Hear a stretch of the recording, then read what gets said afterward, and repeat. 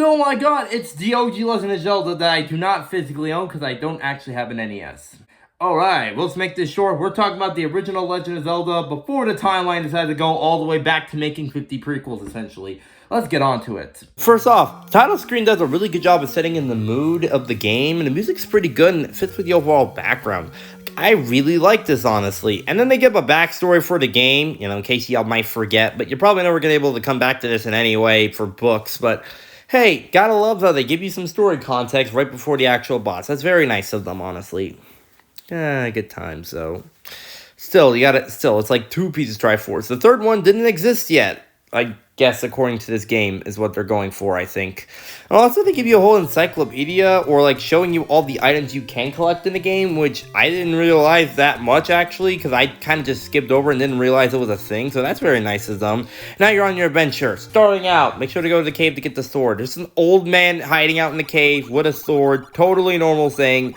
Totally not at all weird that he's just waiting for Link this entire time, and he's never seen him again in the entire franchise. Also, the game feels great to control from a bird's eye view. This was back then where the bird's eye view was still one of the main gameplay styles for Zelda games before going mainly 3D. But it looks great and it feels really great to play, honestly.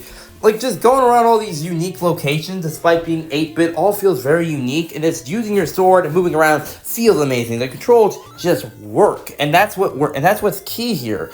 Great controls. I like it, honestly. This game controls really well. And the old man's also in more cave selling items for some reason. We don't know why he's doing this.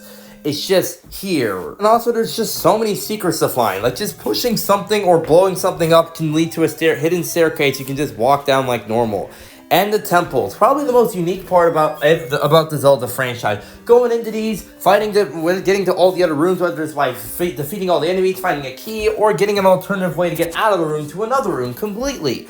It's some great stuff, and all the temples look amazing. Thank you for a map, or I would have never been able to figure my entire way out of half of these or so. It's just kind of an entire thing, or so.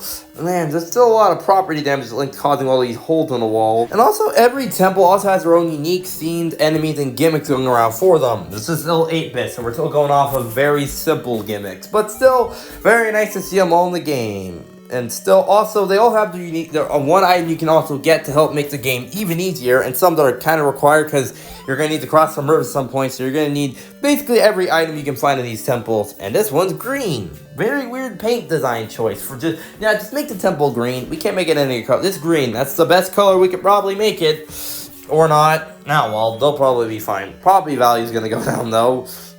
Man. All these temples are very nice, though. Some have weird shapes, though.